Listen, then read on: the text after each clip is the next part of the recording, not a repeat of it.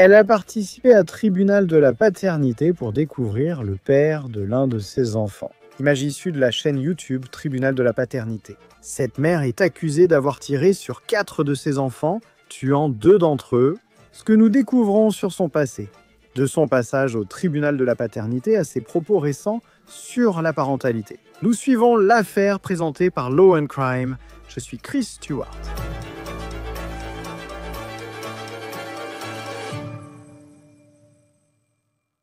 Avant d'aborder ce que cette mère aurait dit sur les réseaux sociaux à propos de la parentalité et de son passage dans cette émission de télé-réalité, je veux vous expliquer la scène horrifiante sur laquelle les forces de l'ordre du Texas disent être tombées samedi dernier.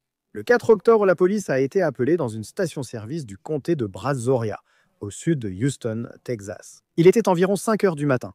Selon eux, la personne qui a appelé le 911 était Oneida Romelis. Les adjoints ignoraient la raison de leur intervention à la station-service, mais à leur arrivée, ils ont découvert que ces 4 enfants avaient été tués. Ils étaient à l'intérieur de la voiture. 2 enfants étaient morts, un garçon de 13 ans et une fille de 3 ans. 2 autres enfants étaient blessés. Ils sont maintenant dans un état stable. Ils ont 8 et 9 ans.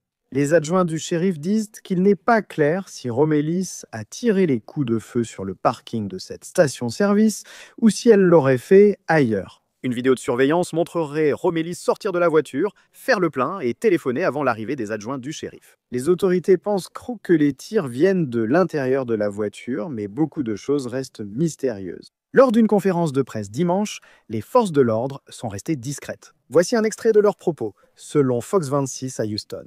Nous travaillons sans relâche sur cette affaire depuis le début et je vous assure que nous enquêtons. Ensuite, nous avons reçu les documents du tribunal montrant ce que Romelis aurait dit aux enquêteurs après sa garde à vue. Selon ces documents, on a demandé à Romelis si elle souhaitait continuer à parler aux autorités et elle a accepté. Au début, lorsqu'on lui a demandé pourquoi elle avait appelé le 911, elle a répondu qu'elle ne pouvait pas en parler. Mais quand on lui a redemandé pourquoi elle avait appelé le 911, elle aurait dit « Plutôt que ce soit eux qui le fassent, c'est moi qui vais le faire contre eux ». Quand l'enquêteur a demandé faire quoi?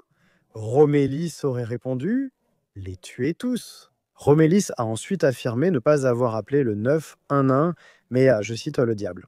Alors que Romelis parlait, elle a affirmé être prête à travailler, ce que les détectives ont noté comme incohérent dans le document du tribunal. Romelis aurait effectivement déclaré qu'elle avait 4 enfants et a donné correctement leurs noms et leurs âges. Mais quand on lui a demandé où ils étaient, elle aurait répondu le diable. Interrogée sur ses propos, elle a répondu « Ils sont morts et aussi, tu ne peux pas me prendre sans que je te prenne aussi ». Lors de leur conférence de presse, les adjointes n'ont pas voulu discuter de quoi que ce soit concernant la garde des enfants ou la situation familiale impliquant ces enfants avant la fusillade. Mais nous avons appris que la question de la paternité d'au moins un de ces enfants a déjà été soulevée auparavant. En fait, elle a été soulevée très publiquement dans une émission télévisée appelée Tribunal de la paternité. L'épisode reste public sur YouTube. Il traitait de la recherche de l'identité du père d'un garçon de 18 mois. Maintenant, il n'est pas clair si cet enfant est l'une des victimes dans cette affaire, mais son âge correspond à celui du garçon de 13 ans qui a été tué. Les adjoints du shérif ont trouvé le garçon affaissé dans la voiture à leur arrivée à la station-service. Nous avons également trouvé une page Instagram qui semble montrer Romulus publiant du contenu aussi récemment que le 27 septembre. Voici la publication de ce jour-là en septembre. La vidéo porte la légende, je cite, « Maman doit aussi avoir une vie ». Et voici la légende de la publication qui dit, je cite, « Parce qu'en réalité, tu n'es pas une vraie bad girl si tu es une mère terrible. À toutes mes mamans qui gèrent les affaires et celles qui ne les ont pas gérées cette semaine, bébé, va à l'happy hour, oublie ces gamins. » Les adjoints du shérif disent qu'ils enquêtent sur la maison où Romulus et ses enfants vivaient, qui se trouvait à plus d'1 heure au nord de Houston, dans le comté de Montgomery, au Texas. On ignore toujours pourquoi Romulus et ses enfants étaient dans ce véhicule, dans le comté au sud de Houston, à 1 heure de là, samedi matin, quand elle aurait appelé le 911. Romelis est accusée de 2 meurtres et de 2 agressions aggravées avec arme. La caution s'élève à 5 millions de dollars par chef de meurtre et 2 millions par chef d'agression aggravée, soit 14 millions au total. Les forces de l'ordre refusent de spéculer sur le mobile, toujours inconnu. KHOU-TV rapporte que les services de protection de l'enfance ont déjà été en contact avec Romelis par le passé, Mais les détails de cette interaction n'ont pas été rendus publics. Concernant un possible casier judiciaire pour Romalis, cette photo judiciaire de 2022 suit une arrestation en Géorgie, comté de Fayette. C'était dû à la conduite en état d'ivresse, la possession de marijuana, le non-respect de la voie et une plaque d'immatriculation non conforme. Les registres du tribunal montrent qu'elle a plaidé coupable pour les accusations de conduite en état d'ivresse et de plaque d'immatriculation non conforme. Et les procureurs ont décidé de ne pas poursuivre les deux autres chefs d'accusation auxquels elle faisait face. Pour en discuter depuis le Texas, nous accueillons Anthony Osso, avocat de la défense et ex-procureur adjoint. Merci d'avoir pris le temps d'être avec nous. Je sais que c'est une affaire très triste. D'après ce que nous avons appris jusqu'à présent, même si les informations des adjoints sont limitées, quelle est votre première impression concernant les preuves qu'ils semblent avoir à ce stade? Eh bien, je pense qu'il s'appuie principalement sur l'appel au 911 ainsi que probablement sur les témoignages des deux enfants qui ont survécu à la fusillade. Même si les témoignages oculaires sont généralement des preuves solides, il s'agit de ses propres enfants. Donc, je pense qu'ils vont vraiment vouloir rassembler plus de preuves pour corroborer le témoignage de ces deux autres enfants. Oui, et les deux enfants qui ont survécu, je veux dire, ce sont tous les deux des mineurs. Comment fait-on, je veux dire, du point de vue de l'accusation, pour s'assurer d'avoir un récit que l'on peut utiliser au tribunal, sachant que ces enfants sont si jeunes? Je crois qu'ils ont 8 et 9 ans, ceux qui ont survécu. Eh bien, en plus des témoignages, vous allez vouloir chercher toutes les preuves matérielles directes qui pourraient corroborer ce qui s'est passé, n'est-ce pas? Donc, ils vont examiner les douilles sur les lieux. D'après ce que j'ai compris, ces fusillades ont eu lieu dans une station-service. Nous allons donc chercher des vidéos de surveillance pour vérifier s'il existe des images corroborant les déclarations des enfants témoins qui sont aussi les enfants de l'accusé dans cette affaire. Et donc, en plus de tout le traumatisme émotionnel qu'ils traversent en ce moment, lorsqu'il s'agira éventuellement de témoigner dans le cadre d'un procès, leurs émotions et leurs sentiments pourraient être assez instables. Elle est détenue sous caution de 14 millions de dollars. Je sais que c'est rare de voir une caution aussi élevée dans la plupart des États. Comment ça fonctionne au Texas, où quelqu'un peut effectivement se voir imposer, et je sais qu'ils ont réparti cela avec les deux chefs d'accusation de meurtre à 5 millions de dollars chacun, puis les deux chefs d'accusation d'agression aggravée avec une arme mortelle, je crois, à 2 millions de dollars chacun, ce qui fait 14 millions. Comment cela fonctionne-t-il au Texas? Eh bien, comme n'importe quel autre État, le Texas doit respecter la Constitution. Donc, on ne peut pas utiliser la caution pour opprimer quelqu'un, et tout le monde a droit à une caution. Cependant, au Texas, s'ils organisent une audience de preuves évidentes, et je pense qu'on peut s'attendre à ce qu'il y ait une accusation de meurtre capital dans cette affaire.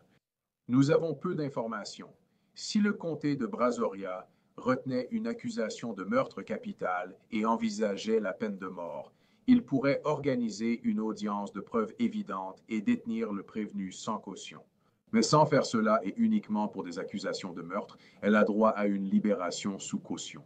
Et je pense que ce montant est élevé. Nous verrons donc probablement ses avocats déposer un recours afin de faire baisser la caution. J'imagine cependant que les cautions seront inaccessibles pour elle dans ces affaires. Parce que vous savez, et pourtant, je veux dire, nous n'avons pas encore appris grand-chose sur ce qui la relie exactement à cette fusillade. Les adjoints sont déclarés qu'ils pensent que cela s'est produit dans la voiture. Ils essaient encore de déterminer exactement où. On leur a posé des questions sur l'arme du crime. Il n'était pas clair s'ils l'avaient réellement.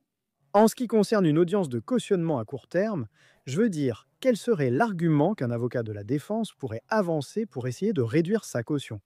Et puis l'autre aspect, c'est quel est l'intérêt de la réduire si le montant reste supérieur à 1 million de dollars, somme qu'elle ne pourrait peut-être pas se permettre? Bien sûr, je pense que quoi qu'il en soit, c'est votre responsabilité en tant qu'avocat de faire en sorte que la caution soit la plus basse possible afin d'essayer de l'aider à la payer. Préparer une défense sera beaucoup plus efficace si vous pouvez communiquer avec votre cliente. Et la réalité, c'est que si votre cliente est en détention, c'est plus difficile. Il est difficile de communiquer avec elle. Je pense que les arguments que la défense avancera probablement sont qu'elle n'a pas de casier judiciaire. Et je pense qu'ils vont probablement évoquer ses moyens financiers dans cette affaire. Mais avec les faits, d'après ce que nous avons vu jusqu'à présent, je pense que l'accusation va simplement s'appuyer sur les faits. Et ça ne m'étonnerait pas que le juge ne change pas le montant de la caution dans cette affaire. Vous avez lu certains des documents du tribunal et elle a fait des déclarations très bizarres et effrayantes, disant par exemple que ses enfants sont avec le diable. Elle a dit: tuez-les tous. Cela pourrait sembler incriminant, mais on peut aussi penser que cette personne n'est peut-être pas dans son état normal. Comment la loi considère-t-elle une telle déclaration et une défense pour folie est-elle possible? Oui, Chris. Donc, la loi au Texas, en ce qui concerne la folie, dit essentiellement qu'il faut établir que la personne n'était pas consciente des conséquences de ses actes. Donc, il ne pouvait vraiment pas comprendre ce qu'il faisait au moment où l'infraction a été commise. C'est une norme vraiment élevée et on ne voit pas souvent de défense pour folie qui réussissent. Elles existent, mais c'est clairement l'exception à la règle. Donc, je pense que des déclarations comme celle-là sont quelque chose qui, au minimum, inciterait la défense à explorer cette piste dans cette affaire, surtout lorsqu'on parle d'accusation de meurtre au premier degré ou potentiellement de meurtre passible de la peine capitale, où un accusé risque la prison à vie sans possibilité de libération conditionnelle. La défense doit explorer toutes les pistes, que ce soit pour savoir si c'est vraiment elle qui a commis l'infraction.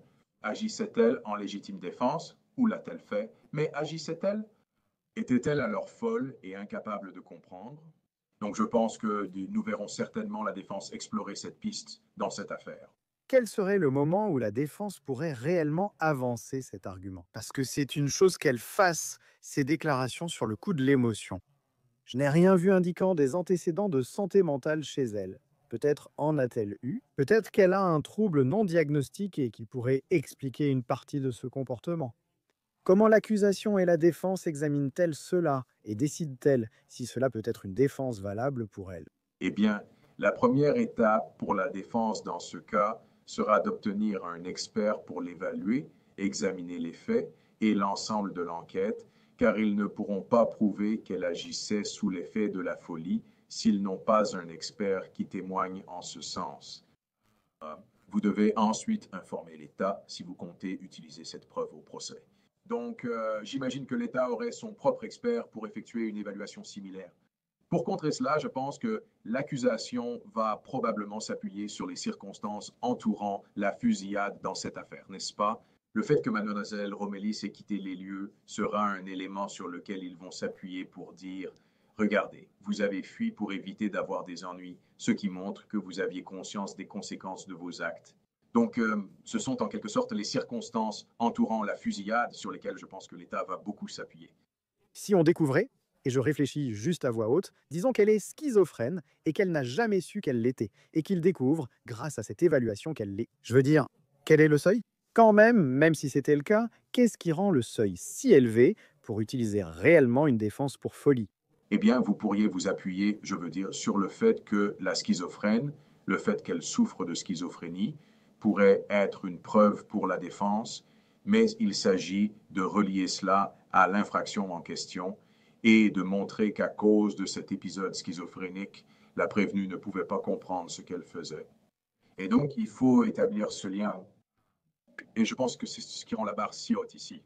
Je pense aussi qu'il faut trouver un expert pour témoigner et dire: écoutez, beaucoup de gens ne diront pas, excusez-moi, beaucoup de gens ne diront pas que la schizophrénie pourrait mener à cela ou pourrait vous empêcher de reconnaître ce qui se passe. Donc il faut une évaluation qui montre qu'en fait, elle ne se rendait pas compte de ce qu'elle faisait à ce moment-là. Elle a tiré sur ses enfants, ce qui met la barre très haute. Et même au-delà de ça, parce que s'ils déposant des accusations de meurtre capital et disent qu'ils cherchent la peine de mort dans cette affaire, parce qu'elle aurait tiré sur 4 enfants en tuant 2, de l'autre côté, disons qu'elle est déclarée non coupable pour cause de folie. À quoi ressemblerait sa vie? Et je sais qu'on va un peu trop vite par rapport à là où on en est, mais en pensant qu'une possibilité pourrait finalement être la peine de mort. Que se passerait-il de l'autre côté si la défense pour folie fonctionnait vraiment? Oui, c'est une bonne question, Chris, parce que je pense qu'il y a une idée reçue selon laquelle quelqu'un serait alors simplement libéré. Mais en réalité, ce n'est pas le cas. Il y a une période structurée pendant laquelle, lorsqu'une personne est déclarée non coupable pour cause de folie, elle peut toujours être incarcérée, mais elle se trouve généralement dans un hôpital psychiatrique d'État jusqu'à ce que sa santé mentale et sa compétence soient rétablies. Donc, on ne s'en sort pas simplement sans aucune sorte de, je n'utiliserai pas le mot punition, mais il y a un traitement continu pour le trouble mental dont on souffrait à ce moment-là. Mais je pense que l'on puisse ou non invoquer une défense pour folie, je crois que s'il y avait un problème de santé mentale, c'est quelque chose que la défense utiliserait pour essayer d'atténuer toute proposition que l'État pourrait lui faire avant même qu'un procès ait lieu dans cette affaire. Comment et je sais que vous avez travaillé sur des affaires dans ce comté.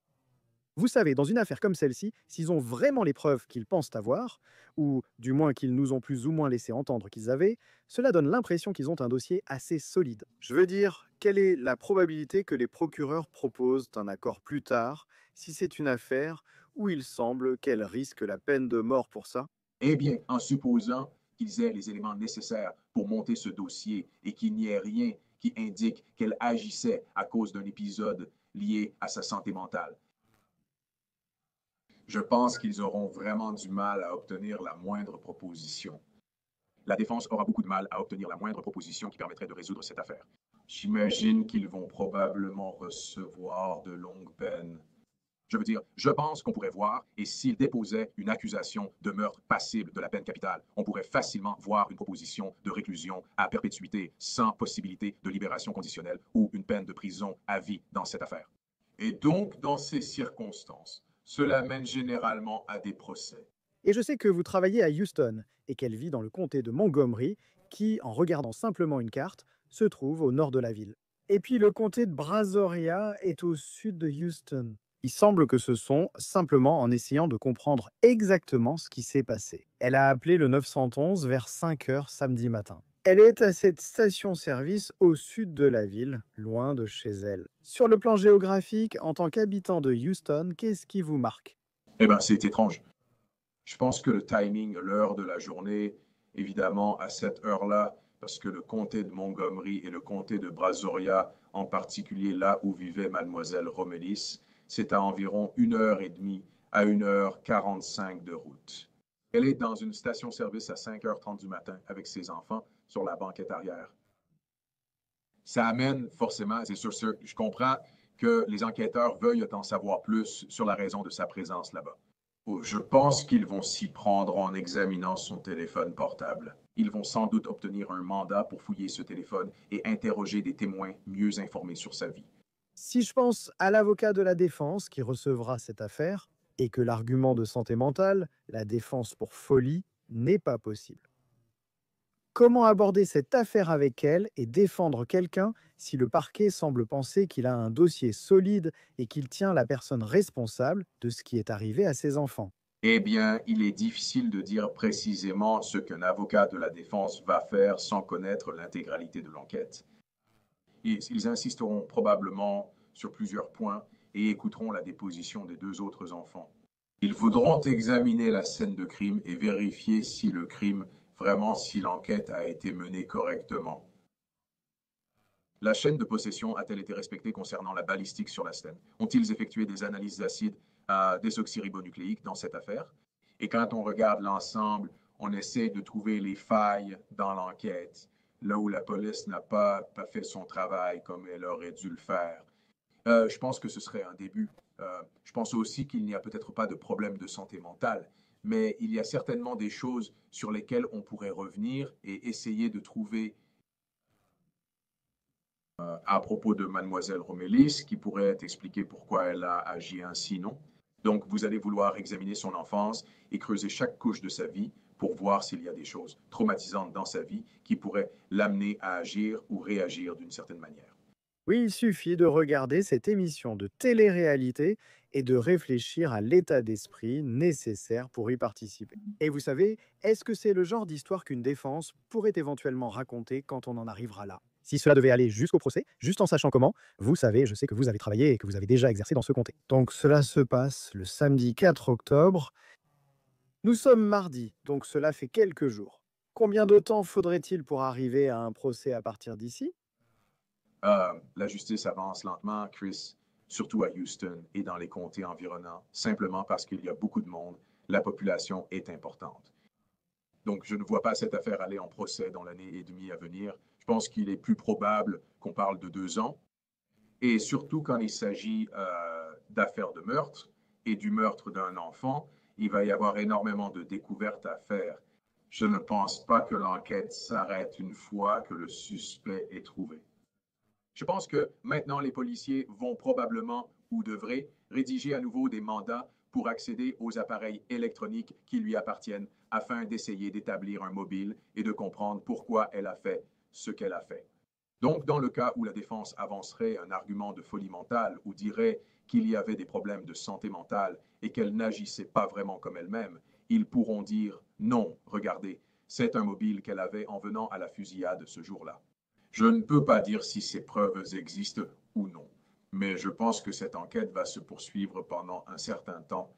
Oui, je sais que les forces de l'ordre du comté ont dit travailler dur pour comprendre comment cela a pu arriver. Une affaire horrible.